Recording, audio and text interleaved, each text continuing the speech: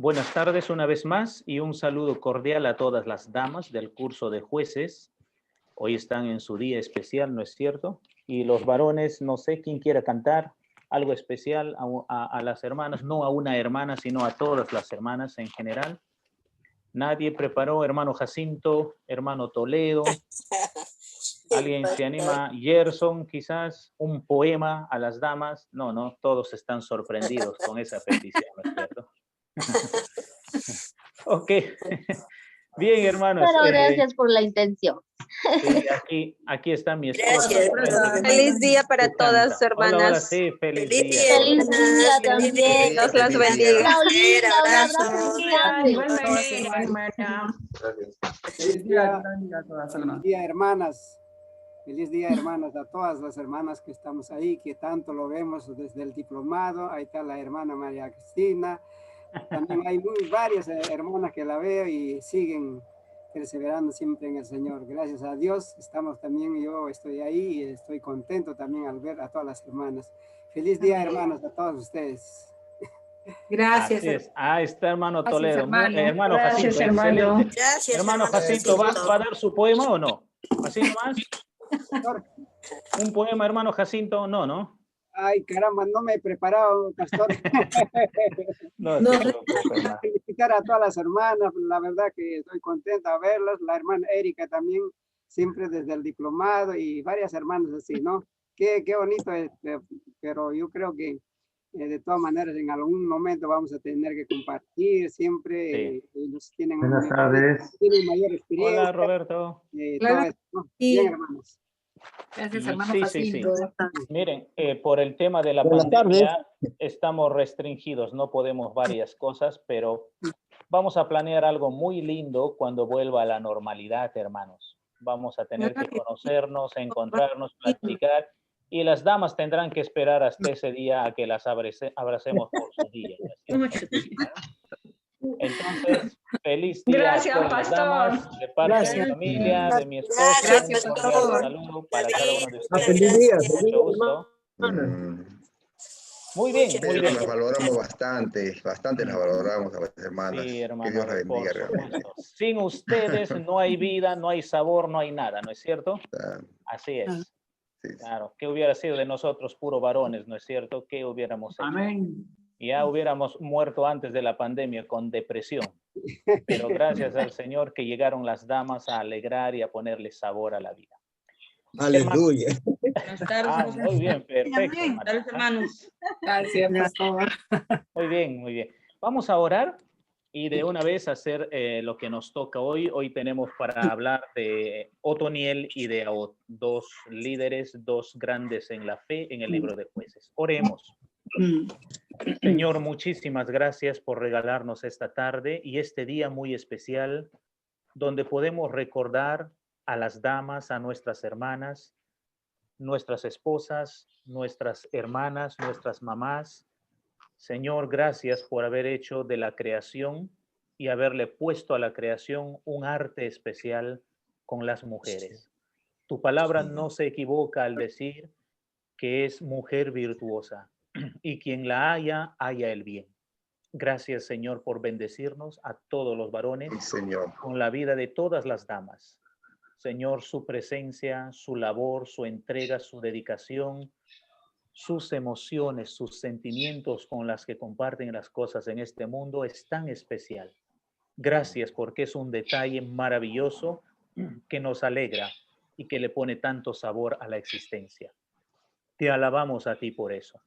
Y gracias también por darnos esta tarde para estudiar tu palabra en el libro de Jueces.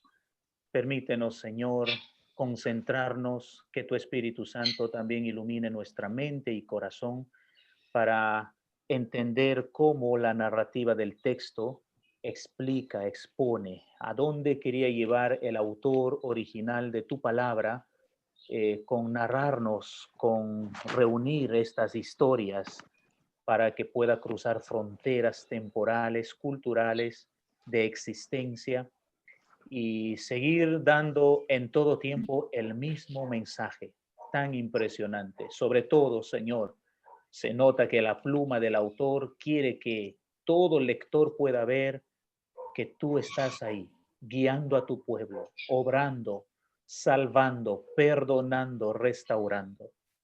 Y gracias por dejarnos este libro maravilloso en el Antiguo Testamento, Jueces, que también en un sentido nos deja vernos en ese círculo o círculos donde muchas veces estamos dando la vuelta sin poder salir hasta que nos extiendes tu mano poderosa y por fin somos liberados y salvados para siempre.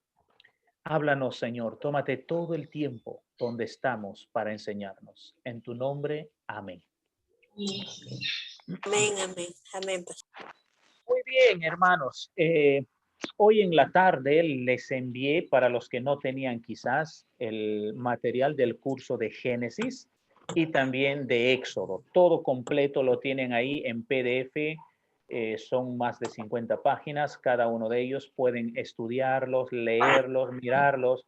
Pero es mi deseo, permítame expresar esto, es mi deseo que usted los lea junto con la Biblia, junto con los capítulos del mismo libro bíblico, para poder entender mejor. Por otro lado, estoy a sus órdenes. Tienen el WhatsApp o el teléfono. Si quieren preguntar algo que en la separata o en el material no se entienda, por favor. Agradezco por sus palabras a varios de ustedes en cuanto a este material y úsenlo en todo cuanto quieran.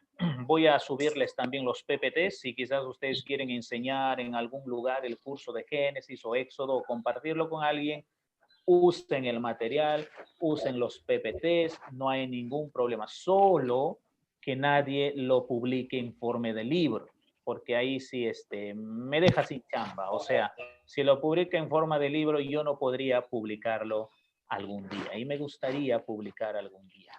He publicado el libro de Nehemías en el tema de liderazgo, he publicado el profeta Miqueas y un librito de pescadores, y me gustaría en algún momento publicar uno sobre Pentateuco o cada uno de los libros.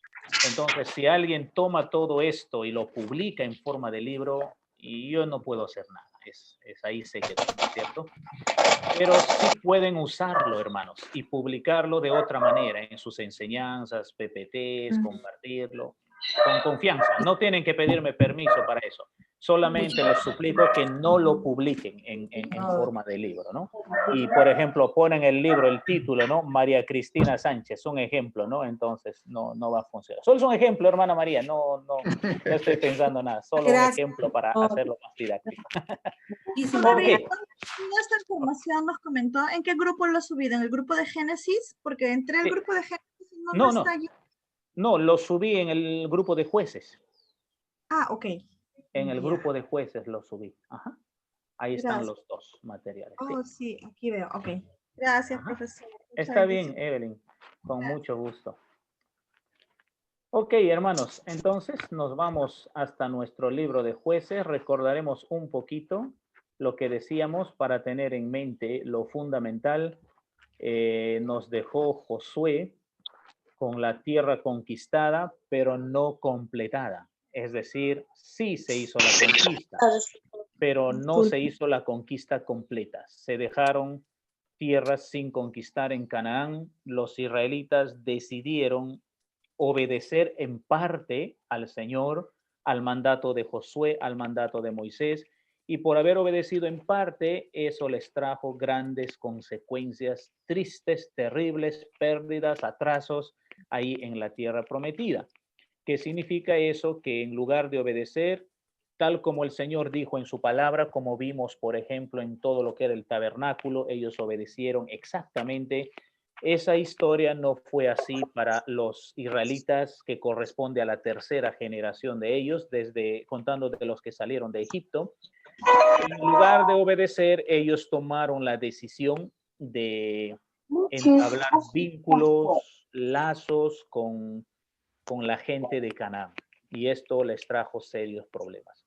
Así que el libro de Jueces se encarga de contarnos cómo este pueblo, el pueblo del Señor, se someterá a situaciones tan duras en su vida. ¿Por qué? Porque no quisieron mantenerse en la fe que recibieron de sus padres y tampoco quisieron obedecer a plenitud. Una linda enseñanza aquí es, si se ha de obedecer, hay que obedecer de manera completa. La obediencia a medias traerá consecuencias. Es interesante, la palabra obediencia es una palabra completa y su significado teológico también es completo. No existe el hacerlo a medias o en parte, porque no logrará o no dará las cosas que prometió precisamente si se obedece. Entonces, encontraremos en el libro de Jueces un círculo vicioso. El pueblo peca y llamamos a eso pecado. ¿Ya? Y a razón de su pecado, ellos serán castigados por el Señor. Es decir, Dios les enviará o levantará una nación más fuerte que ellos, que los oprimirá, abusará de ellos. Entonces, al ver esa realidad, los israelitas clamarán al Señor por misericordia y que los libere. Entonces, Dios levantará frente a ese clamor de ellos, Dios levantará jueces o líderes de la fe, o salvadores, mejor dicho, que los ayude en esta situación en la que se encuentran. Entonces, así hablamos de la salvación de los israelitas después de arrepentirse de sus pecados. Pasarán algunos años bien y otra vez volverán a pecar y otra vez la opresión, arrepentimiento y clamor, y el Señor salvará. Ese círculo vicioso es el común denominador en el libro de Jueces. Pues no había rey en Israel. Cada quien hacía lo que bien le parecía, y esto lo entenderemos mucho mejor, hermanos, desarrollando la narrativa de Jueces detrás de cada líder que Dios levantó. A partir de hoy, ya nuestra tarea de lunes tras lunes es hablar de los personajes, de los jueces, de los liberadores, de los salvadores.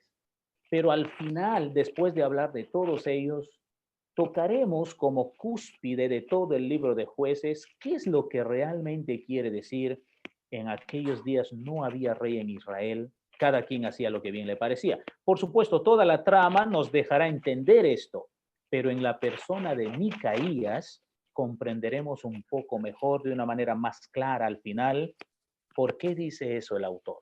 Micaías nos dejará ver la triste realidad de Israel en ese tiempo. Entonces, hoy, hermanos, vamos a hablar nosotros del primer líder que aparece aquí, Otoniel. Y tenemos que irnos a nuestras Biblias, por favor, ahí. Abierto sus Biblias. Este es un espacio para no solo escucharme, ¿no? Sino también pueden compartir. Siempre en toda lectura bíblica es el Espíritu Santo quien nos ilumina. Y hay cosas que usted puede ver que yo no vi, o el hermano, la hermana no lograron ver en su lectura, y usted lo ve. Y ayúdenos, por favor, compártanos, quizás con una pregunta o quizás con un aporte. Tiene el permiso para hacerlo y así nos edificamos todos. Bien, tenemos a Otoniel, capítulo 3 aquí en nuestras Biblias. Otoniel, versículos 7 al 11 de Jueces. Y después trabajaremos los versículos 12 al versículo 30 en Ahor, con la persona de Ahor. Vamos a dar lectura de estos versículos, pero antes de dar lectura, porque necesito explicar lo que dice el pasaje o lo que quiere decir el pasaje y comentarlo, antes de eso damos una pincelada al PPT que tenemos aquí, haciendo un resumen de Otoniel, ¿ya? Entonces, en primer lugar, decimos aquí, los israelitas hicieron lo que ofende al Señor, como ya lo expliqué, y esto se convertirá en un común denominador en todo el libro de Jueces. Se olvidaron del Señor su Dios. Yo les mandé el lunes pasado a marcar en sus Biblias el capítulo 2, versículo 10 de Jueces, porque ahí aparece esta otra generación. Recuérdese, es la tercera generación de israelitas. Ahí dice, también murió toda aquella generación, es decir, los que entraron a Canaán. Esa generación son los hijos de los ex esclavos que salieron de Egipto. Y surgió otra, dice aquí, que no conocía al Señor ni sabía lo que él había hecho por Israel. Verso 11, esos israelitas hicieron lo que ofende al Señor y adoraron a los ídolos de Baal. Abandonaron al Señor, Dios de sus padres, que los había sacado de Egipto, y siguieron a otros dioses. dioses de los pueblos que los rodeaban y los adoraron, provocando así la ira del Señor. Interesante, ¿no? Interesante. Nos damos cuenta entonces lo que está diciendo ahí, hermanos. Clarísimo, ¿no? Es para ver que el autor nos da en resumen el cuadro de todo Jueces, la realidad de estos israelitas en el libro de Jueces. Hicieron lo que ofende al Señor, se olvidaron del Señor, adoraron las imágenes de Baal y de Aserá. Aserá es la hembra y Baal el macho, es la idea. ¿Por qué digo hembra y macho? ¿Por qué no digo varón y mujer? ¿No es cierto? Porque estas imágenes tenían rostros o imágenes de animales. Baal tenía la cara de un perro, por ejemplo. A veces parece perro, otras veces cuando uno ve el dibujo parece un toro o un becerro, ¿ya? Pero es más conocido su rostro como rostro de un perro. Ahora, con esto no quiero decir que adorarían necesariamente al perro, ¿no? Porque harían una imagen así, con tendencia a toro, medio figura de toro, y a Será figura de otro animal también. Se creía, lo expliqué, lo vuelvo a repetir para refrescar siempre un poco. Se creía en el matrimonio de dioses en Canaán, de los dioses. Baal era el esposo, el macho, y Aserá la hembra. Cuando usted lee en el Antiguo Testamento acerca de los lugares altos, en esos lugares altos se adoraba a Baal y a Aserá. En los santuarios o templos de los lugares altos estaban las imágenes de los dioses cananeos. Entonces, cuando usted lee en el Antiguo Testamento que dice, tal rey fue tan fiel a Dios, logró hacer mucho por el Señor, pero no logró destruir todos los lugares altos. Así se menciona. Era abundante, ¿ya? Y quizás eso nos ayude un poco a entender la tendencia de los seres humanos en todas las culturas y todo el tiempo de buscar a las divinidades, a los dioses en los lugares altos. Aquí en Lima mismo, por ejemplo, se levanta en los lugares altos ciertos santuarios, entre comillas, o cosas así para orar, para adorar. A veces en la mente está Dios, el Dios creador, pero en el santuario está la imagen de otra cosa, que no es del Dios creador, porque no hay una imagen del Dios creador en sí, ¿no es cierto? Entonces, eso, hermanos, para tener una idea de lo que se está tratando aquí y cómo los israelitas habían abandonado al Señor para adorar imágenes de Baal y Aserá. El Señor se enfureció, claro, por esto, lo dijo bien claro, el primer mandamiento tiene que ver con este problema. No quiero de mí imágenes, no quiero mi rostro. Y Moisés incluso le dijo, déjame verte. Y le dijo el Señor, Moisés, solo puedes contemplar mis atributos, mis cualidades. Ellos hablan de mí, pero mi rostro no te es posible ver. Nadie ha visto jamás mi cara, Moisés. Entonces le permitió ver su espalda, dice, a los demás ancianos vieron sus pies, por ejemplo, pero nadie pudo ver al Señor cara a cara. Y por eso él planteó, de mí no deben hacerse ninguna imagen, nada, nada, en el cielo, en la tierra, debajo de la tierra, en el mar, no puede existir en estos tres lugares algo que ustedes se imaginen para adorar. No hagan eso. Si me ayuda mejor apagando ahí su audio, alguien lo tiene prendido, apáguelo, hermano o hermana, por favor. Entonces, hermanos, de eso se trata, ¿ya? En cuanto al mandamiento, este pueblo quebrantó, tiró al basurero el primer mandamiento de la palabra del Señor o de los 10 mandamientos. Entonces, el enojo del Señor es razonable y es justo, ¿ya? Entonces, ¿qué hizo el Señor? Los vendió, dice ahí, a Cusán Risataim, rey de Aram Naharaim, a quien estuvieron sometidos durante 8 años, ¿ya? Ahora sí, nos vamos con la lectura. Acompáñenme, por favor. Hicieron pues los hijos de Israel, estoy en el versículo 7 del capítulo 3 de Jueces, hicieron pues los hijos de Israel lo malo ante los ojos de Jehová y olvidaron a Jehová su Dios y sirvieron a los Baales y a las imágenes de Acera. Y la ira de Jehová se encendió contra Israel y los vendió en manos de Cusán Risataim, rey de Mesopotamia. Ahí tenemos un dato importante, ¿no es cierto? de donde era rey Cusán Rizataim de Mesopotamia. Así que debe haber sido un hombre muy poderoso. Recordemos, Mesopotamia, la civilización más antigua del mundo. Y sirvieron los hijos de Israel a Cusán Rizataim 8 años. Entonces clamaron los hijos de Israel a Jehová. Ahí está el círculo, empieza el círculo vicioso.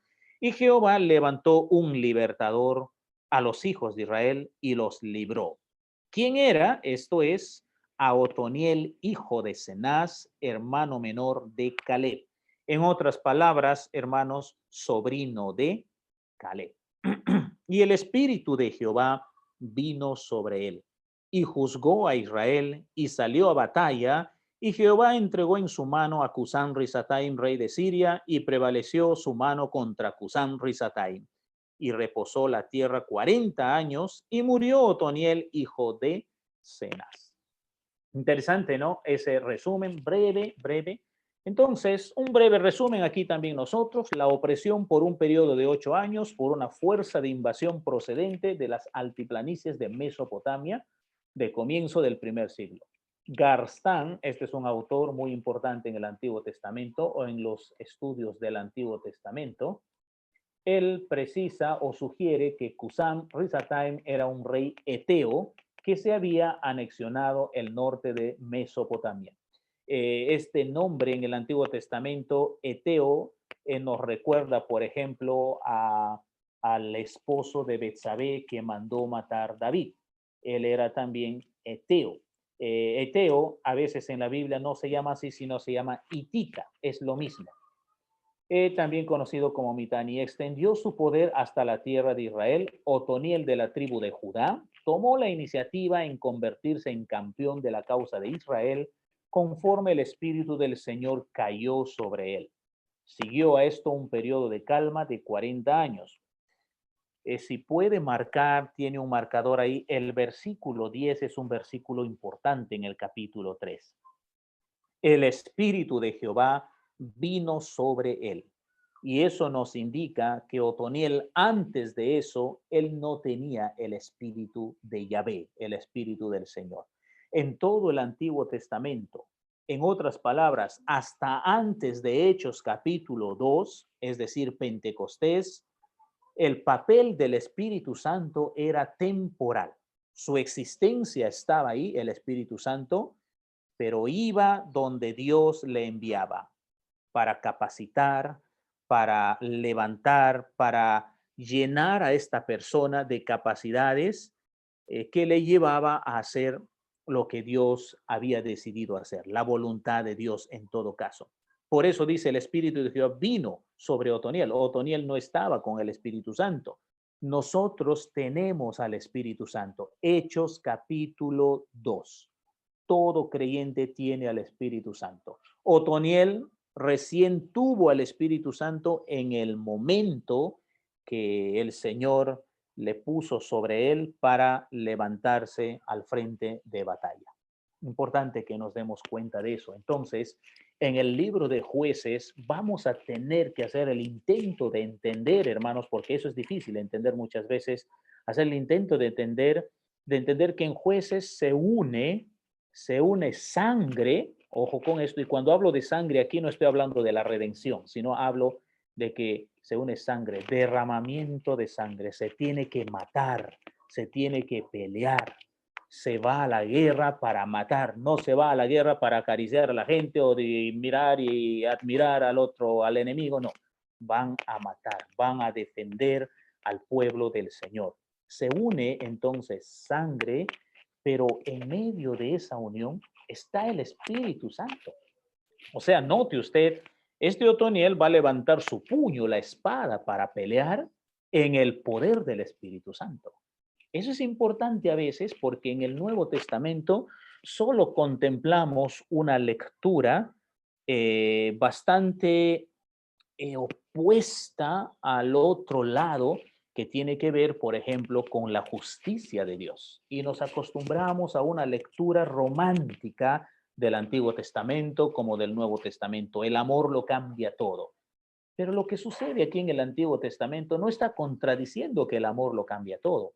Estamos en contextos distintos, porque lo que mueve a Otoniel es el Espíritu Santo que ama a su pueblo, ama a Israel. Entonces, esto va a cambiar un poco la dinámica de la guerra en nuestra mente, porque aquí hay guerra, va a haber batallas. En un momento vamos a entrar a otro personaje llamado Ahod, y también es el mismo cuadro: defender, pelear, matar, hermanos.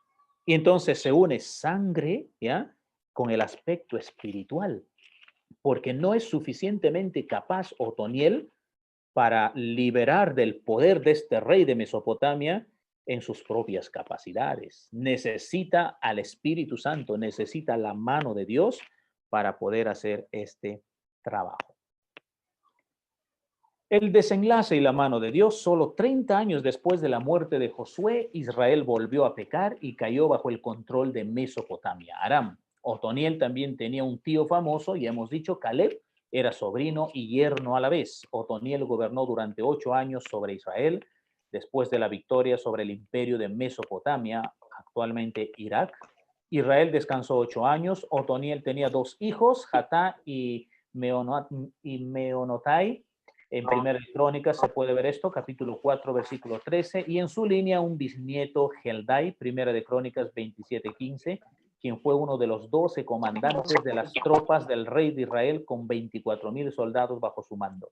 Otoniel murió y fue enterrado en Hebrón. No solo fue esta ciudad la sede del poder durante el reinado del rey David, también fue originalmente una ciudad cananea gobernada por los hijos de Anac, los descendientes de los Nefilim o los gigantes, como se ha mencionado. Y versículo 11, reposó la tierra. Aquí reposó la tierra no quiere decir pues todo el mundo. Reposó la tierra, reposó Israel, ¿ya? No es toda la tierra. Aquí tierra es Israel. Tenemos aquí una figura literaria. 40 años y murió Otoniel, hijo de Cenaz. En vida gobernó, el Señor obró, el Espíritu Santo estuvo sobre él, fue el primer juez, liberó, y bajo el liderazgo de esta persona, Israel estuvo bien. Pero a su muerte, volvemos otra vez al problema. Entramos a Ahod. Con Ahod tenemos cosas interesantes que resolver. Capítulo 3, versículos 12 al versículo 30. Hermanos, voy a entrar a Ahod. ¿Tienen alguna pregunta con Otoniel? Quizás hay alguna pregunta con Otoniel.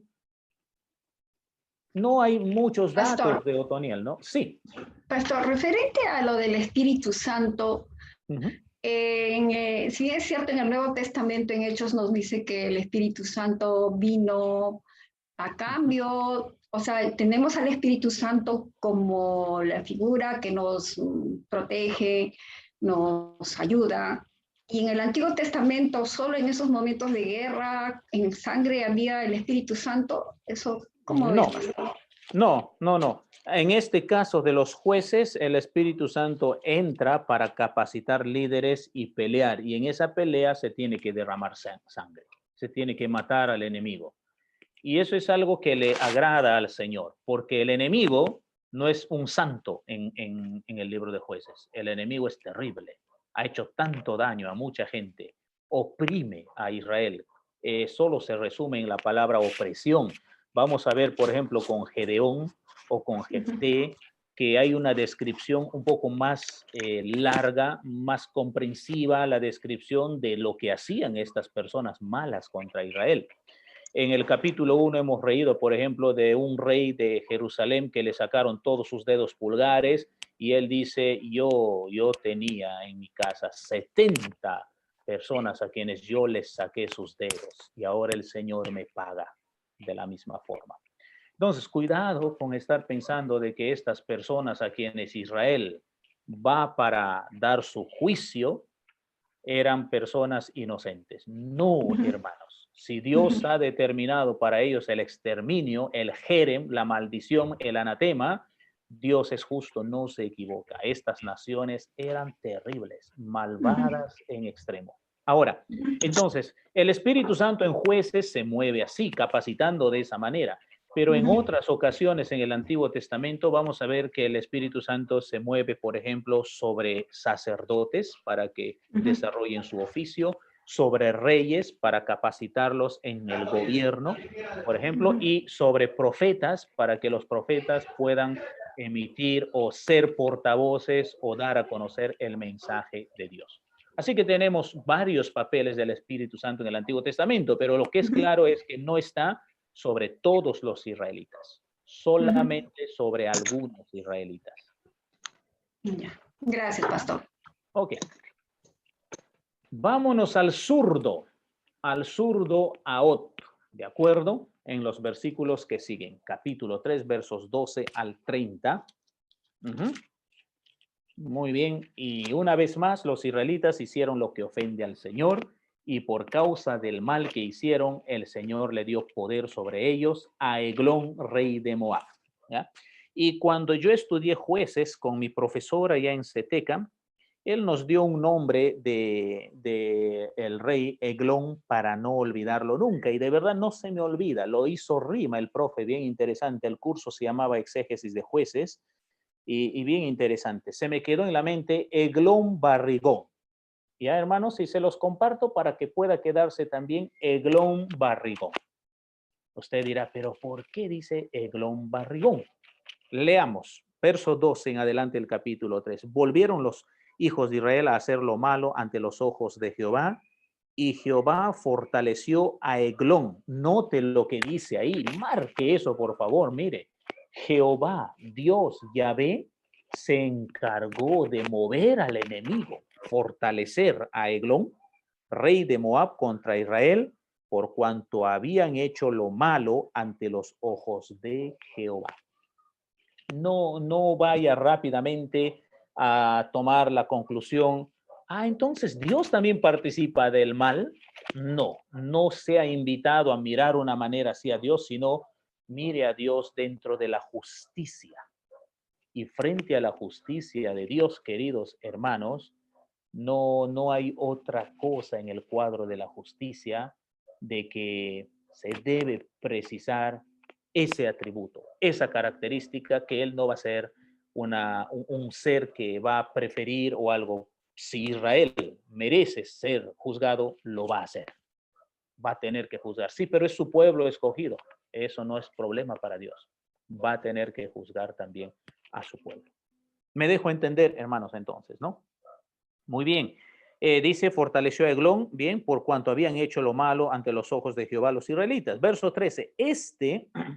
Juntó consigo a los hijos de Amón y de Amalek, y vino e hirió a Israel y tomó la ciudad de las palmeras. La ciudad de las palmeras es Jericó, una ciudad muy antigua, ¿ya? Jericó, nosotros lo conocemos más como Jericó. Y sirvieron los hijos de Israel a Eglón, rey de los moabitas, 18 años. 18 años, note lo que dice ahí. Bastante, ¿no? Entonces, ¿y de dónde era rey? De Moab. ¿Usted recordará a Moab un poco? ¿De dónde vienen los moabitas? De la relación incestuosa de Lot con su hija mayor, ¿no es cierto? Los moabitas y también los amonitas, de la relación incestuosa con su hija menor. Ahí están los descendientes, y Eglón era el rey de Moab. Muy bien, y dice entonces, clamaron, verso 15, y clamaron los hijos de Israel a Jehová, y Jehová les levantó un libertador, Ahot, hijo de Gera, benjaminita, el cual era zurdo. Y no está poniendo el autor del texto por gusto.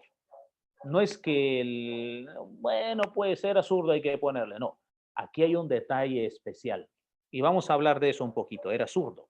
Y los hijos de Israel enviaron con él un presente a Eglón, rey de Moab. Y Ahot se había hecho un puñal de 2 filos, de un codo de largo, y se lo ciñó debajo de sus vestidos a su lado derecho, y entregó el presente a Eglón, rey de Moab. Ahí está. Y era Eglón hombre muy grueso. ¿Eso qué quiere decir en términos peruanos, limeños propios? Hombre muy grueso, ¿qué quiere decir? Era gordo, pues. Era gordo. Por eso mi profe decía Eglón Barrigón. Y ahí se me quedó, Eglón Barrigón. Hablaba a veces con mis hijas cuando eran más pequeñitas en la clase. En la casa, hoy les voy a contar de Eglón Barrigón. Y tenían tanto interés las dos, se sentaban en el sofá. ¿Y quién es papito Eglón Barrigón? Y ahí empezaba la trama. Era hombre grueso. Hermanos, hasta aquí paremos un momentito para notar varias cosas. Dios hace justicia y no tiene límites para moverse entre los extranjeros. ¿De acuerdo? Él se movió aquí en un rey pagano, Eglón, el rey de los moabitas, rey de Moab, y levantó a ellos para herir, para atacar a su propio pueblo, porque su pueblo habían otra vez hecho lo malo delante del Señor, y Dios los sometió prácticamente a Eglón 18 años para que le sirvieran. Eso de servirle significa que pagaban tributo a los moabitas, pagaban un impuesto a los moabitas. Clamaron al Señor, versículo 15, la dinámica que nos cuenta Jueces, y el Señor se encargó de levantar otra vez, así como Otoniel, un libertador, pero esta vez a un benjaminita. ¿Recuerdan de dónde era Otoniel? De la tribu de Judá. Ahora es a un benjaminita, pero ese detallito era zurdo. Era zurdo. Todavía no resolvemos eso. Después resolvemos lo de zurdo. Pero algo pasó con Ahod. Dice, él se fabricó una espada, un puñal, cuchillos, ¿no? Y note que al fabricar, no sé cómo lo hizo, qué herramientas tendría, lo fabricó de 2 filos. Eso significa que el cuchillo o la espada, el puñal, tenía filo por una parte y por el otro lado. ¿Se entiende, no? Nosotros normalmente tenemos en la cocina un cuchillo, pero solamente el filo va por un lado, ¿no es cierto? Sería peligroso tener el filo por los 2 lados, ¿no es cierto? Ya, eso se hizo Ahod. Por los 2 lados afiló el cuchillo y él mismo se fabricó este cuchillo. Ok, entonces eso tenemos de un codo de largo, eso significa que más o menos tenía de 45 a 50 centímetros del cuchillo. Quizás la NBI nos dice de cuánto medía, dice ahí el verso 16 en la NBI, una espada de doble filo y de medio metro de largo, nos dice la NBI, la medida del cuchillo. Más o menos así sería, ¿no? Grande, ¿eh? Grande. Muy bien. Y entregó el presente. Se fue donde Eglón, ¿ya? Eglón Barrigón, y le entregó el presente que Israel envió, es decir, el tributo que tenían que pagar, los impuestos. Enviaron esto con Ahod. Verso 18. Y luego que hubo entregado el presente, despidió a la gente que lo había traído. ¿Quién hizo esto? Ahí tenemos a Ahod mismo, ¿no? Terminó de presentar, se fue, se despidió de los hombres que transportaron el tributo, es la idea. Más él, dice ahí, más él se refiere a Ahod, se volvió desde los ídolos que están en Gilgal y dijo, rey, una palabra secreta tengo que decirte. Él entonces dijo, calla, y salieron de delante de él todos los que con él estaban. La idea es más o menos esta, hermanos, mírenme, quizás él se acercó un poco a los oídos de Eglón y le dijo, tengo un recado para ti, tengo un mensaje, pero es privado. Entonces, por eso el rey dice, silencio, me lo vas a decir en privado. Ok. Y se le acercó a Ahod, estando él sentado solo en su sala de verano, ¿ya? La idea es que ahora Eglón Barrigón está en su sala, posiblemente descansando, ¿no? Sala de verano. Y Ahod dijo, tengo palabra de Dios para ti. Así se acerca Ahod, tengo palabra de Dios para ti. Él entonces se levantó de la silla. Eglón se levantó de la silla, ¿ya? Entonces alargó Ahod su mano izquierda. Recuerdan que era zurdo y dije que yo explicaría esto, lo zurdo. Y tomó el puñal de su lado derecho y se lo metió por el vientre. Hermanos, un rey como Eglón, siendo el rey de Moab, ¿no estaría él de una manera inocente esperando a Ahod? De todas maneras, él debe haber estado alerta de Ahod, pero no se lo esperaba el movimiento de manos y cuchillo en una dirección no conocida o poco común, el movimiento de un zurdo. Yo no sé si aquí hay zurdos, varones zurdos, con el pie, jugando fútbol. No sé si hay. Pero el tema es esto. La patada que va al arco de un zurdo no es fácil para el arquero. Nunca ha sido fácil para el arquero. El arquero adivina mejor las patadas de la derecha, vamos a decir así, los diestros. Pero la patada de la izquierda no. Messi es zurdo y es un genio con ese pie, Messi. Con su pie derecho, Messi está perdido. A Messi es difícil adivinarle qué va a hacer. Ese es un genio en el fútbol. No sé si se han dado cuenta los que miran fútbol. Es un genio con el pie izquierdo y el arquero no le adivina. Difícil que le adivine. ¿Por qué es zurdo? Pues esa es la ventaja del zurdo. Aquí, hermanos, esta es la forma. Miren aquí cómo estoy. A veces no se ve muy chiquito la pantallita. Esta es la mano derecha, ¿no es cierto? Y la espada iba en este lado izquierdo. Entonces ellos estaban acostumbrados a hacer este movimiento. Miren, va la mano aquí y saco la espada. Esa es la forma común. Ellos conocían ese movimiento, atentos. Y el rey de Moab, pues es un luchador toda su vida. Pero no se esperaba que Ahod moviera la mano izquierda para sacar la espada del otro lado. ¿Ya? Ahí va ese detalle de zurdo, de izquierdo, y cómo Dios preparó esta vez, no como Otoniel, sino a un zurdo.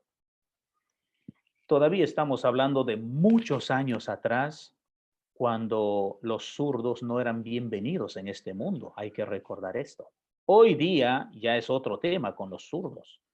¿Cuántas veces incluso papá o mamá ven al niñito en casa que está escribiendo con la mano izquierda, al toque fuerzan que pase a la derecha? ¿Y con qué idea? Vas a sufrir si sigues escribiendo con la izquierda. Como que se le prepara al niño de que enfrentará un mundo difícil si sigue desarrollando la mano izquierda. Entonces tienes que hacerlo con la derecha. De verdad, ¿cuántos habrán nacido siendo zurdos y por la fuerza se convierten en derechos? Porque teme mamá, teme papá, ¿dónde? No hay escritorios o mesas en los centros. Ahora creo que ya hay, pero antes no. Todo era solamente para la mano derecha. El zurdo tenía que no sé cómo hacer, sentarse por el otro lado, voltearse, medio doblado toda la columna y así se adaptaba. Hoy ya hay para zurdos, ¿no es cierto? Es distinto el mundo en que vivimos, pero antes no. Y cómo el Señor aquí obró, de verdad, el Señor obró aquí en un zurdo. Ahora note que dice ahí, clavó la espada por el vientre, verso 22, de tal manera que la empuñadura, o sea, el mango del cuchillo, entró también tras la hoja, se metió toda la madera y la gordura cubrió la hoja. Era barrigón, era gordo, recordemos esto. Se metió todo porque no sacó el puñal de su vientre y salió el estiércol. ¿Se entiende, no, hermanos?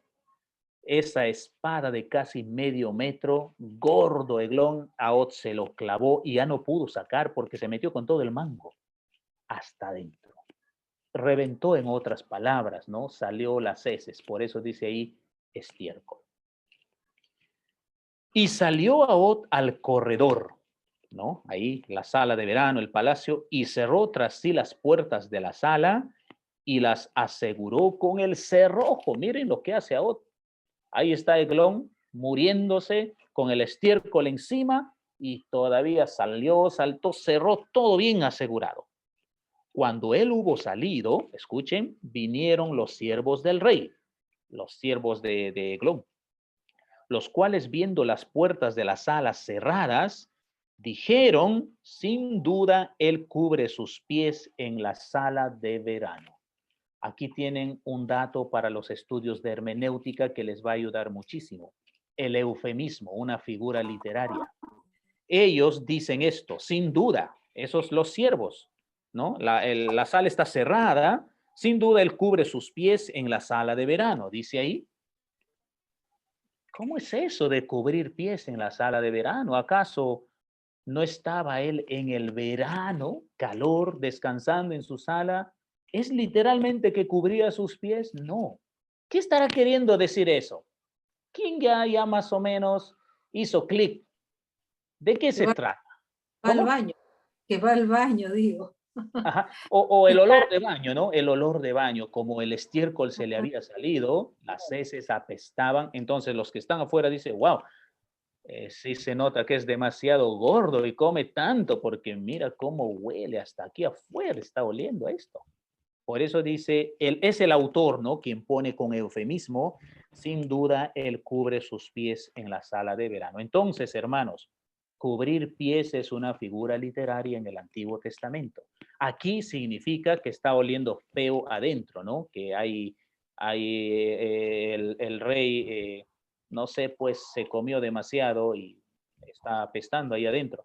En otras ocasiones, cubrir los pies no significa lo mismo en el Antiguo Testamento, por si acaso. Ok. Bueno, imagínense toda esta escena que necesitamos mirarlo en una película, ¿no es cierto? Versículo 25. Y habiendo esperado hasta estar confusos, claro, se demoraba, porque él no abría las puertas de la sala, tomaron la llave y abrieron, y he aquí su señor caído en tierra, muerto. Ya estaba muerto. ¿Quién lo había asesinado? Ahot. ¿En el poder de quién lo había asesinado? En el poder de Dios. En el poder del Espíritu Santo. Entonces, aquí es difícil algo en nuestra mente. Tenemos que aceptar eso en el Antiguo Testamento. Es difícil que mientras Ahot se fabricaba el puñal, estaba orando para que Dios bendiga ese puñal.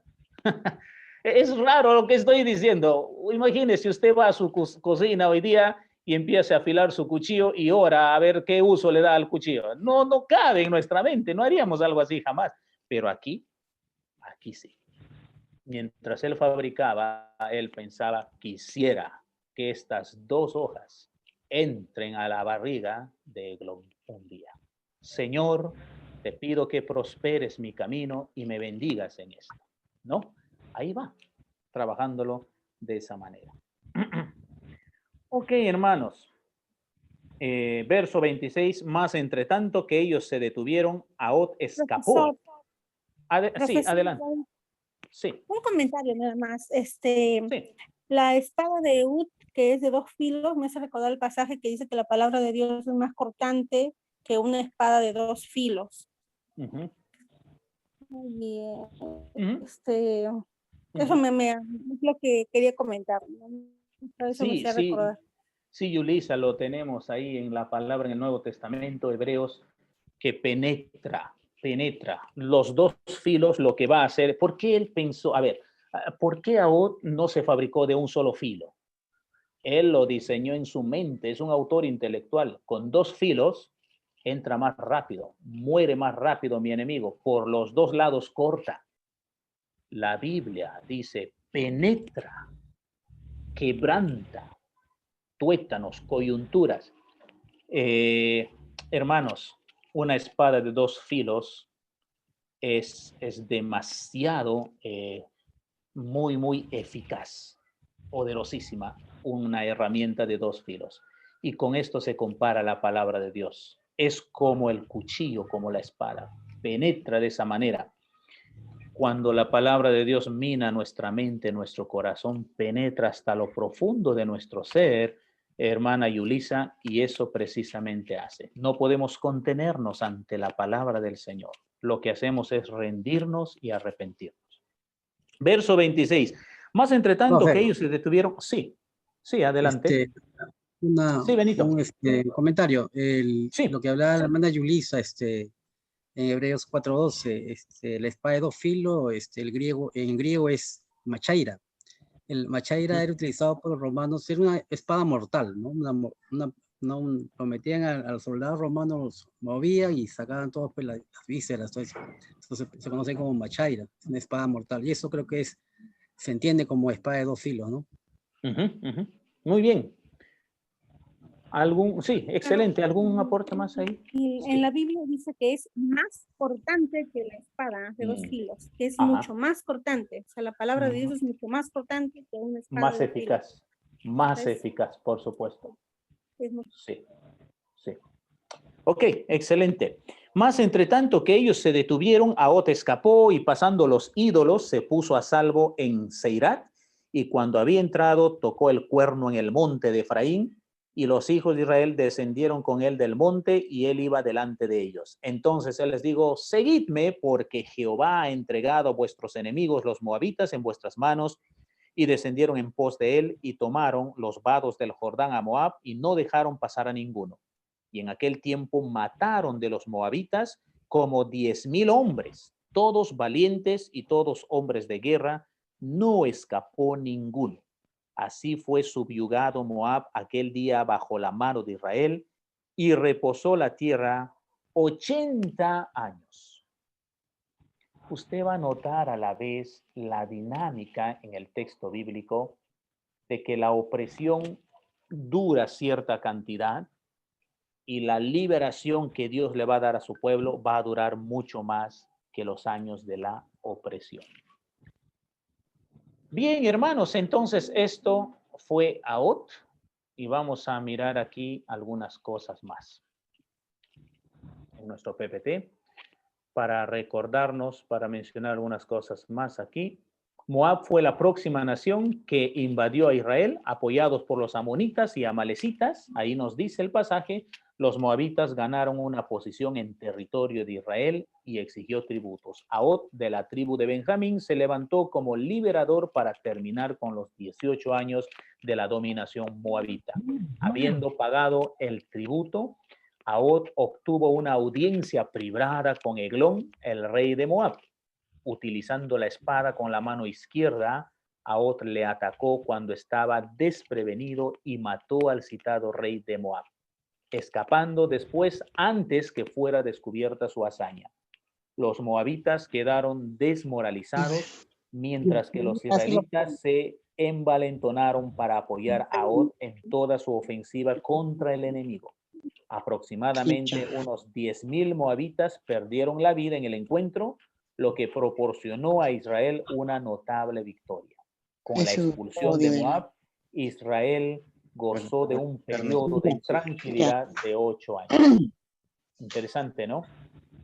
Un ratito, hermanos, déjenme silenciar por aquí algunos hermanitos. Ok, hermanos, ahí tenemos. Debería ser ¿Alguna 80, pregunta? 80 años, creo. ¿Cómo dice, hermano? En el PP debería ser 80 en vez de 8 años. Al último. A ver. Entonces se me pasó aquí. La última frase. 80 años, sí. Aquí, gracias, hermano. Aquí estamos más. 8 años no, sino 80 años. Perfecto. El desenlace y la mano de Dios. Ahot era zurdo, como expliqué, experto manejando cuchillos, asesinó a un gordo rey moabita para liberar a su pueblo. En la época de Ahot, Israel fue gobernado por uno de sus enemigos Moab. Los moabitas gobernaron a Israel durante 18 años y fueron conducidos por el rey de Eglón. Él era un hombre extremadamente gordo, cuyo nombre significa becerro. Era un adorador de Baal y en Moab estuvo representado por una imagen de un toro. Su nombre podría tener algo que ver con su dios. Los moabitas provenían de una relación incestuosa con Lot y su hija mayor, Génesis 19, 30 al 38, y siempre habían sido un problema para Israel. Los moabitas, liderados por Eglón, habían conquistado Jericó, la ciudad de las palmas o de las palmeras, al otro lado del río Jordán. Ahot era un guerrero de la tribu de Benjamín. Él era zurdo, algo que no era común en la población general, pero en la tribu de Benjamín era más común y se menciona en la Biblia en otros relatos, ¿no? Los descendientes de Benjamín, por lo general eran zurdos. Se menciona a varios de ellos. Había sido elegido para llevar el impuesto anual a Eglón, rey en la ciudad capital. Ahot y sus hombres de regreso pasaron por Gilgal y vieron las imágenes talladas junto al monumento de 12 piedras. Regresó a la capital y pidió una reunión privada con el rey Eglón. Cuando todos habían salido, Ahot dijo a Eglón que tenía un mensaje de Dios, posiblemente porque Dios había hecho a Ahot zurdo. Los soldados no sospecharían la espada de su lado derecho, donde sí era común este tema. Él sacó su espada y lo clavó en el estómago de Eglón. Debido a que Eglón era tan gordo, la espada se atascó en su vientre y murió. La espada tenía cerca de 18 pulgadas de largo, o hemos dicho medio metro, según la NBI. La mayoría de espadas fueron adoptadas de los filisteos, gente del mar. y eran curvas de una cara. Ahod utilizó su ingenio para formar su espada para su mayor efectividad al hacer una espada de doble filo. Después del asesinato, escapó hacia Israel, sonó la bocina de batalla y rápidamente reunió un Se ejército. cruza porque los hermanos comienzan a Regresó criticar y derrotó al ejército moabita sin su líder. En total, Moab perdió a 10,000 soldados antes de que ellos tuvieran la oportunidad de cruzar el río Jordán. Israel reposó entonces después 80 años. Dios siempre escucha, hermanos, el clamor de su pueblo. ¿Hay alguna pregunta, hermanos, hasta aquí? ¿Tienen alguna pregunta o inquietud?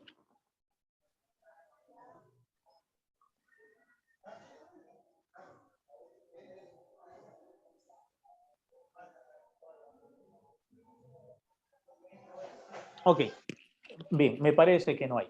Permítanme finalmente mencionar unos 3 tópicos más o menos, de todo esto que estamos viendo de Otoniel y de Ahod, y será la dinámica en los demás jueces, alrededor de 14 jueces o liberadores que tendremos en el libro de los jueces.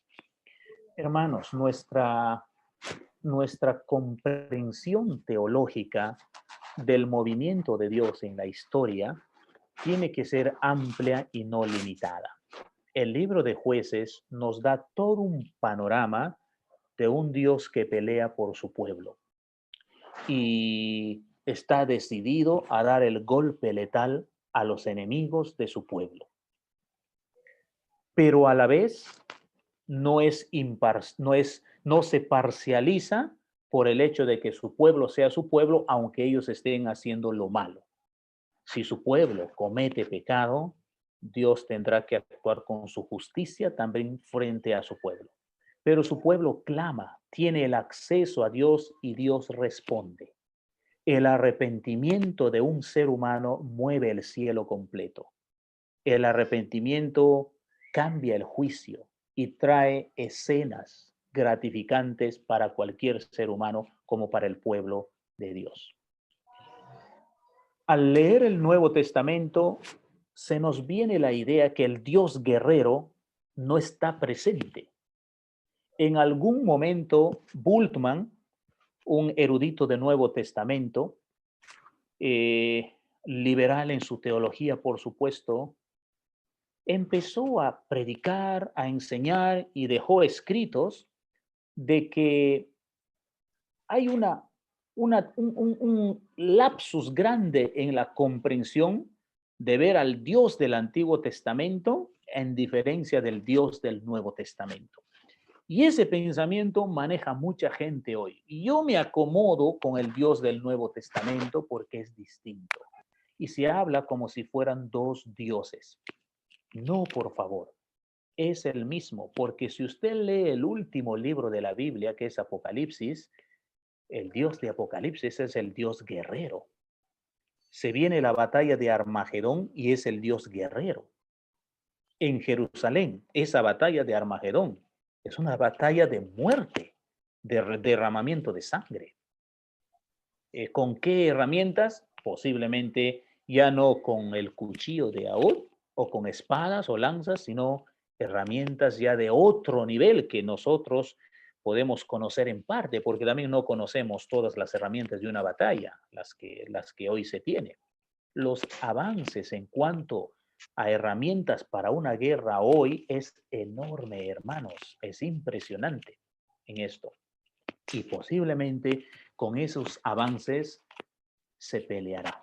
Entonces, notemos, cuando yo digo una mente amplia, a lo que voy es que debemos ver que Dios es un Dios justo y va a obrar y aunque entre nuestro aspecto sentimental y tengamos pena de cierta situación, pero esa es la realidad a la que la persona se conduce frente a Dios cuando no se arrepintió y tendrá que recibir su merecido.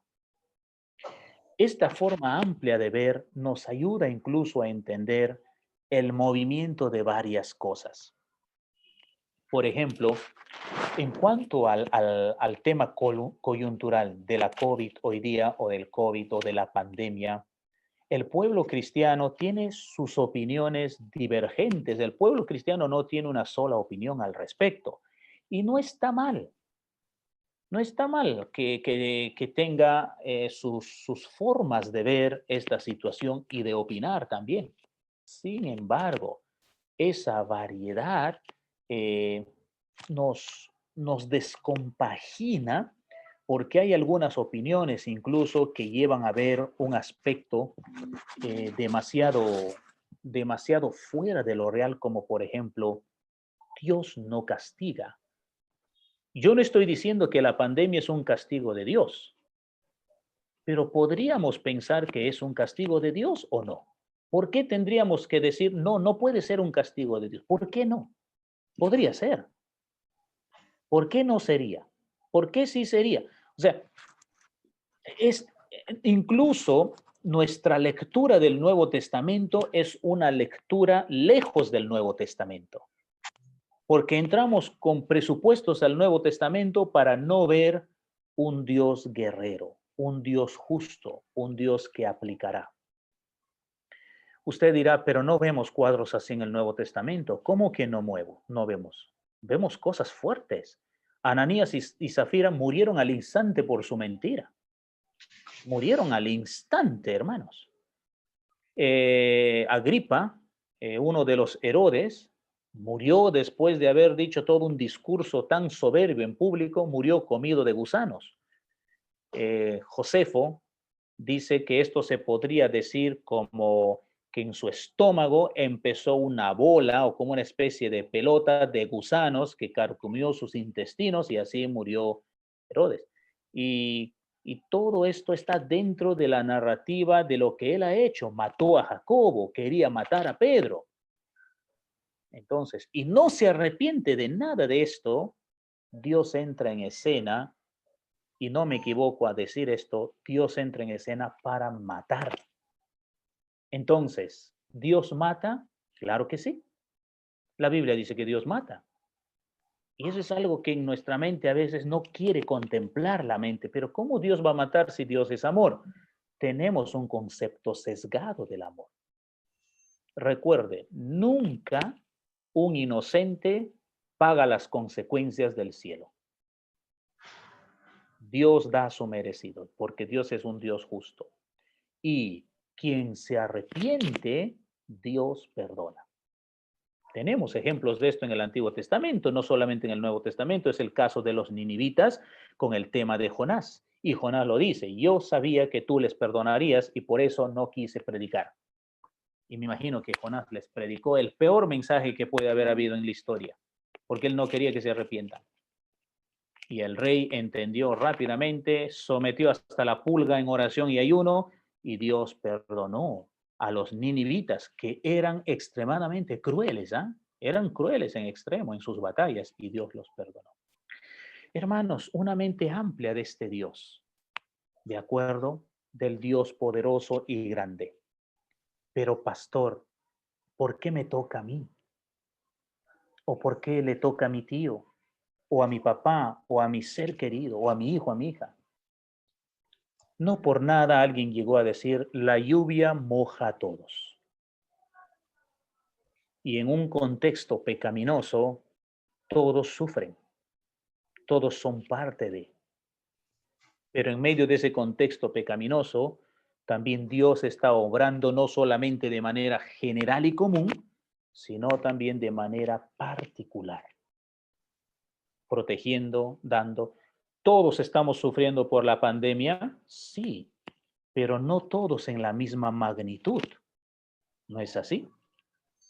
No todos en la misma magnitud. Entonces, en medio de todo eso, Dios está obrando.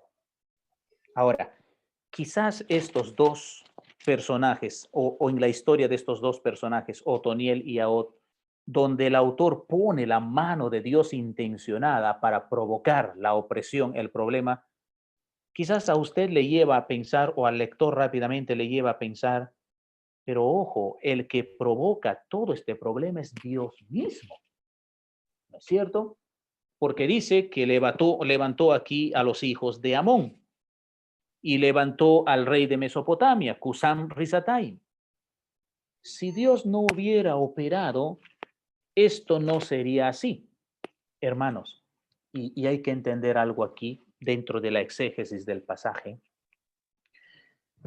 Dios no obra fuera de la realidad de las decisiones humanas. ¿Qué quiero decir con eso? Las decisiones que toman los seres humanos juegan un papel importante en el obrar de Dios o para el obrar de Dios.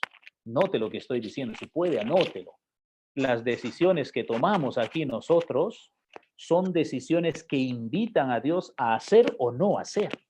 Somos los humanos, cómo decidimos, cómo manejamos las cosas que mueven a Dios a hacer una cosa u otra. Eso no quiere decir que nosotros manipulamos a Dios.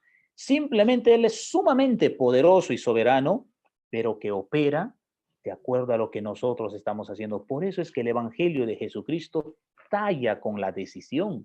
Convertirse a Cristo es mover toda nuestra decisión a la voluntad de Él, todo el pensamiento a la voluntad de Él, para que Él sea quien haga y no nosotros. ¿Ya?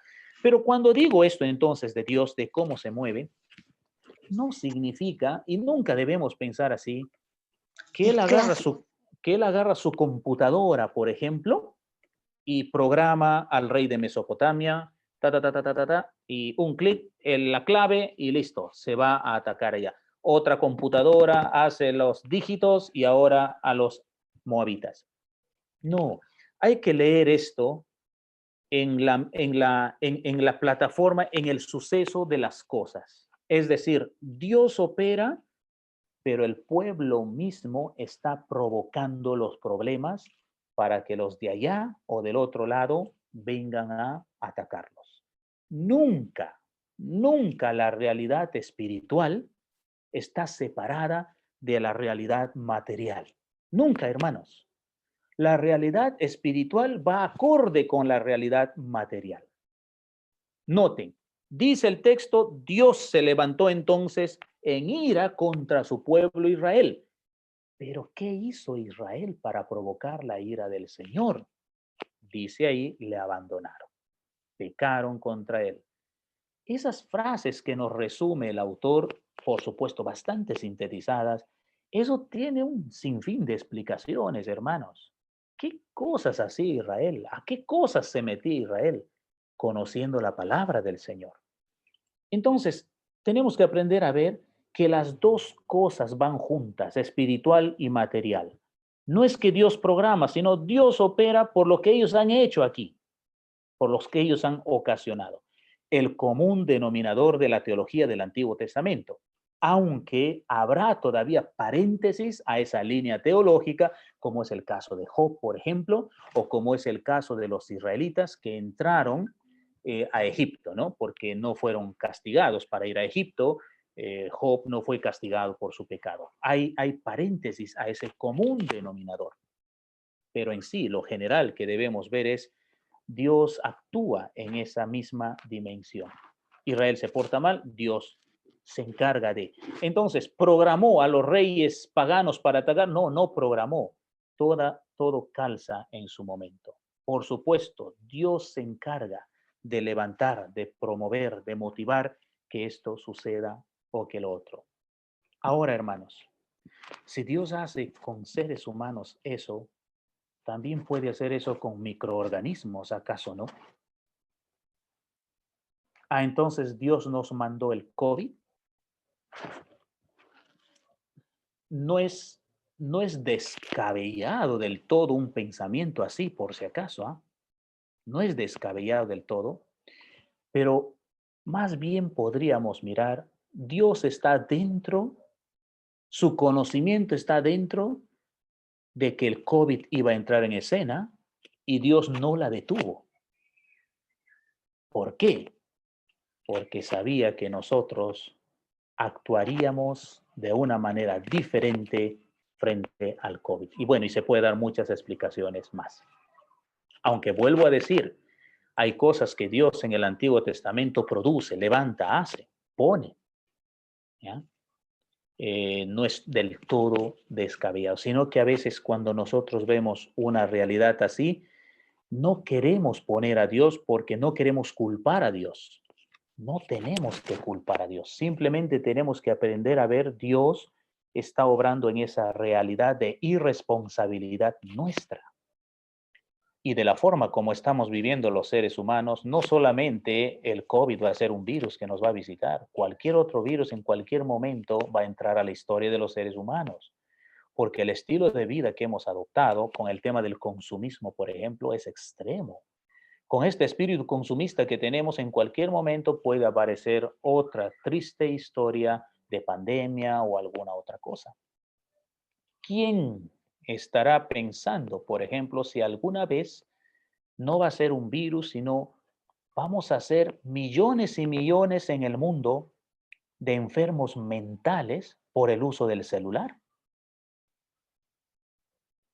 ¿Cómo, pastor? Entonces, y ahora usted mismo está usando el celular, nos manda mensajitos, es una bendición y ahora sale con que el celular, entonces no va a decir usted, pues como lo han dicho algunos predicadores, que el celular es del diablo, porque el televisor era el cajón del diablo, ¿se recuerdan hace años atrás? Televisor, cajón del diablo, ¿no? Lo decían los predicadores. Y después ellos mismos estaban mirando la televisión, ¿no? Siendo cajón del diablo, interesante.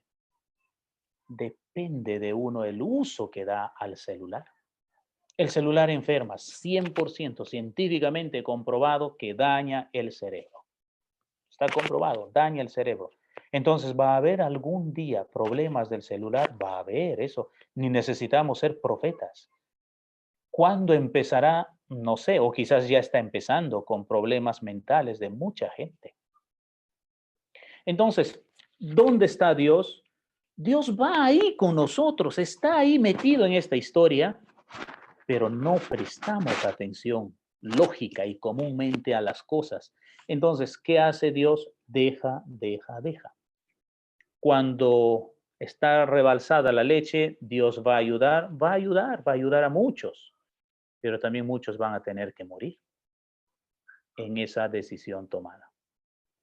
Cuando los reyes que atacaron Israel oprimían, ojo con esto, también mataban, hermanos.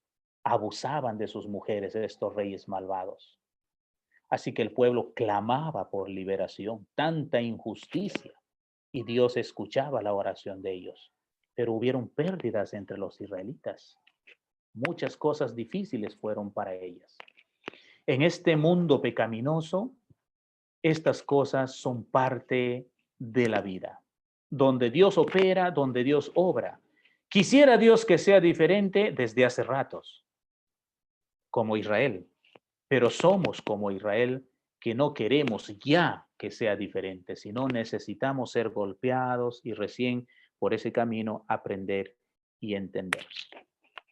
Queridos hermanos, entonces, con eso cerramos estos dos personajes, Otoniel y Ahod, para poder darnos cuenta del movimiento de Dios, que Dios sí levanta, Dios sí pone, ¿ya? Dios da. Estamos frente al 11 de abril también y es lo mismo, el mismo panorama. Adelante, hermano Abel.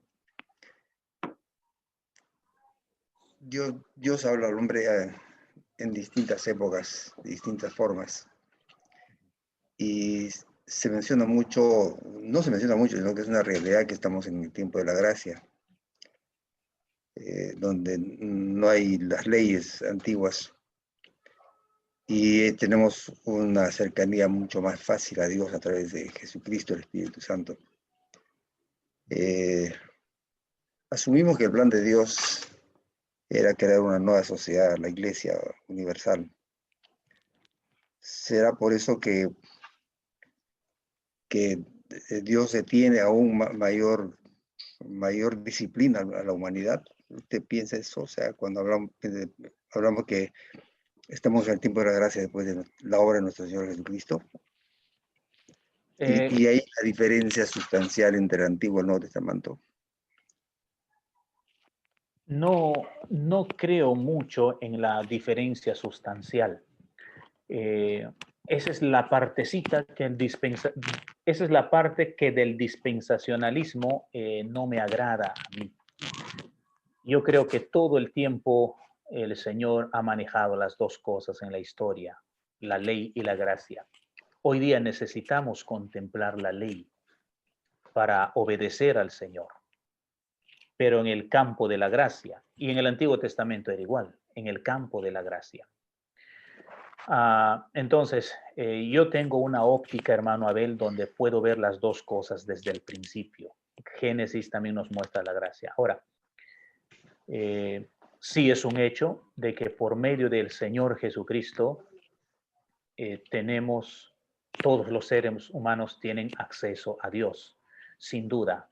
Y quizás en un sentido más fácil, lo decimos así entre comillas, pero donde el público también lo ve más difícil, teniendo la mejor oportunidad, no se acerca a Dios, teniendo ahí a Jesucristo como el recurso maravilloso para su vida, para su cambio de historia, para el perdón y todo lo demás. Ahora, creo sí, hermano Abel, de que no solo la iglesia, sino cada creyente en una comunidad, el barrio puede ser, y lo digo esto porque la Biblia nos lo muestra así, detiene la ira de Dios para muchos de los vecinos, la iglesia detiene la ira de Dios, que hace rato podría haber... Ese era el punto, gracias. Sí.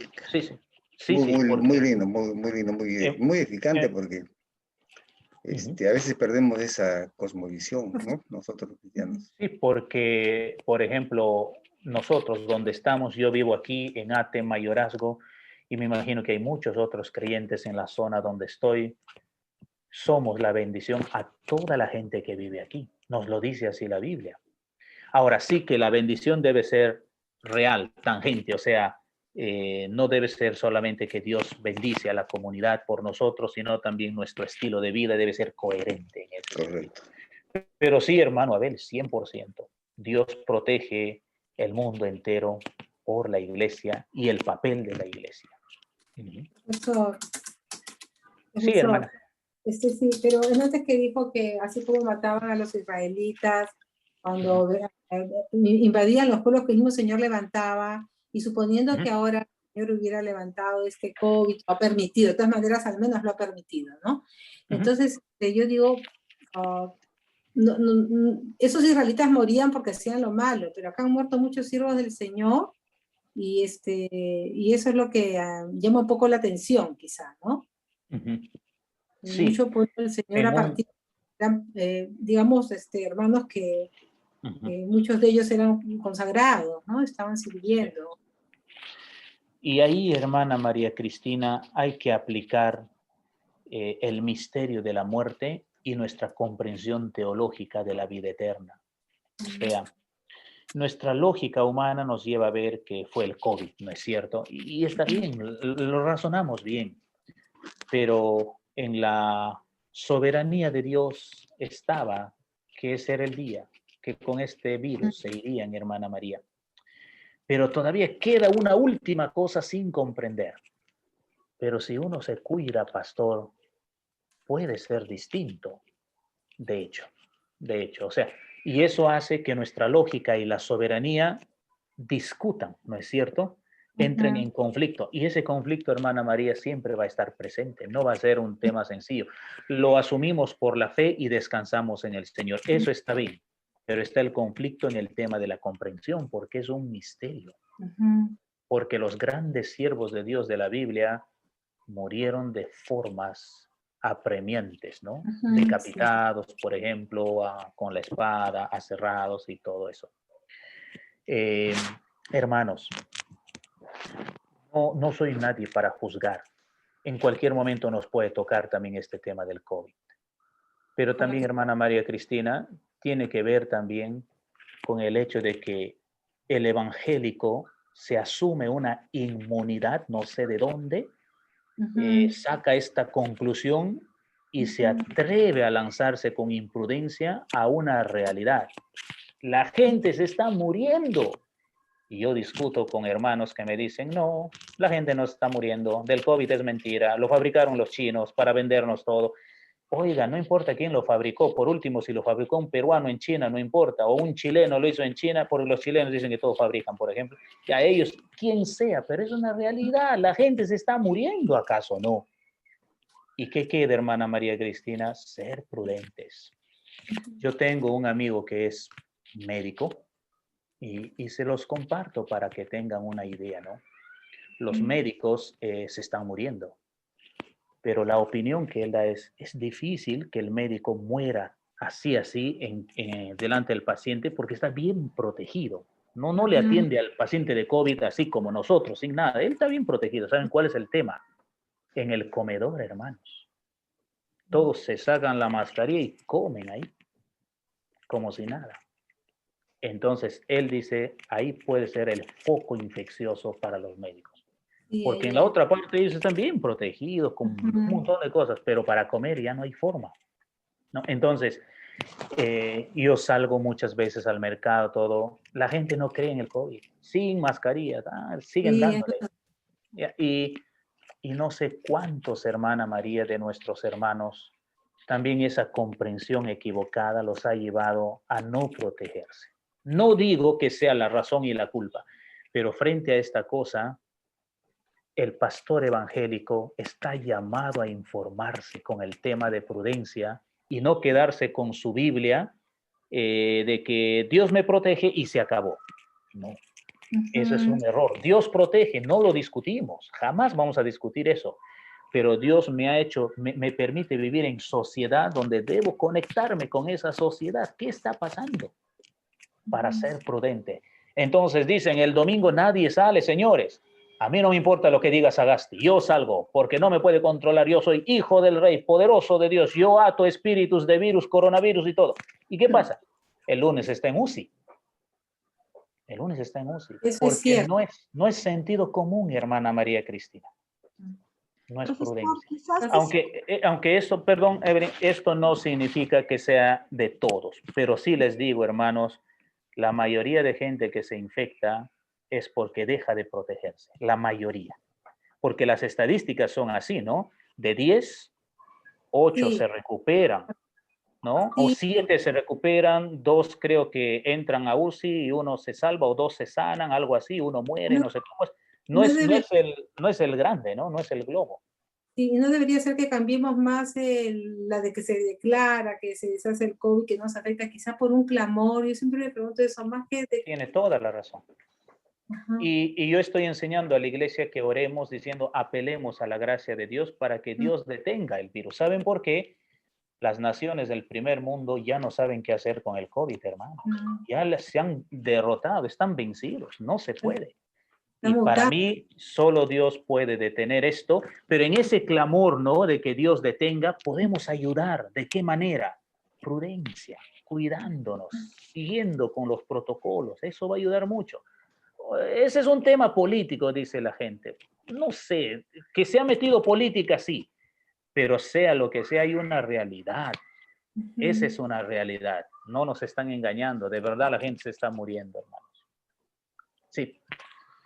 Bien, hermanos, hemos saltado de jueces al coronavirus solamente para no aplicar al tema coyuntural. Cuídense, hermanos. No se saquen la mascarilla, usen el facial, ¿cómo se llama? La máscara facial, esta parte que va adelante, usen, por favor, prudencia, ¿no? Y va a ayudar bastante. Yo quería solamente acotar al comentario de la hermana María Cristina, y para todo el grupo en realidad, que creo que tendremos que empezar a ver a la muerte de una manera diferente, ¿no? Porque para el cristiano no es fatalista, todo lo contrario, es la cita que tenemos con el Señor. La muerte es algo inexorable, todos vamos a pasar por ella en algún momento, y el Señor nos dice que nuestros días están contados. Entonces, como dijo el profesor, puede ser por el coronavirus, un accidente, hasta en la ducha uno se puede morir de repente pisando mal. Entonces, creo que nosotros tenemos que ser prudentes, porque prudencia nos ha llamado el Señor, pero también aprender a vivir sin temor, porque creo que los dos extremos son malos, ¿no? Hay que cuidarse. Sí, totalmente. Tenemos que tomar todas nuestras precauciones, es verdad. La muerte está en todo lugar por este virus, también es verdad, pero creo que tenemos que ser todo nuestro cuidado. Me gustó mucho, con esto podemos ir terminando, me gustó mucho el aporte del anciano de la iglesia donde congrego. Él dijo, cuidémonos bien, seamos celosos en el cuidado. pero aún si nos toca cuidándonos, era la hora, no hay duda. Estimadas a la muerte, ¿cómo es estimadas a los ojos de Jehová la muerte de sus santos? ¿No? Así dice. Sí. Hay un texto también lindo que dice, y si vivimos, para el Señor vivimos, y si morimos, para el Señor morimos. Sea que vivamos o que muramos, somos del Señor. Entonces, tiene que descansar en esa verdad, ¿no? Y la muerte no es fatalista, es una cita con el Señor, nada más. Y la iglesia tiene que estar preparada para ese momento, que es un momento glorioso, ¿no? Tenemos que verlo diferente, porque muchos sufren por los seres queridos que pierden, y es verdad, se extraña y todo, pero cuando uno piensa, pues, cómo está ya en la presencia del Señor, es otra la realidad, ya el Totalmente. Consuela. intenso, ¿no? Eso consuela. La esperanza en la palabra del Señor se convierte. Claro, cuando están en la presencia del Señor trae consuelo, ¿no? Pero hay que seguir clamando porque no están partiendo a la presencia del Señor. Así es, y que no nos exima eso de no ser prudentes, como dijo el pastor, y no cuidarnos, ¿no? Claro, en todo tiempo estar protegiéndonos, cuidándonos y obedeciendo todas las normas, porque como bien dijo el pastor, vivimos en una sociedad, no estamos aislados. Ok, hermanos, lindos aportes. Muchas gracias. Nos comparten. Qué bueno, qué bueno. Gracias. Muy bien, hermanos, nos quedamos hasta aquí. Entonces, no tenemos clases este miércoles, sino el próximo. ¿Ya? ¿Ya? Que Dios les bendiga, cuídense. De igual Un manera, abrazo. muchas gracias. Bendiciones, cuídense. Un abrazo a la misma linda. Gracias.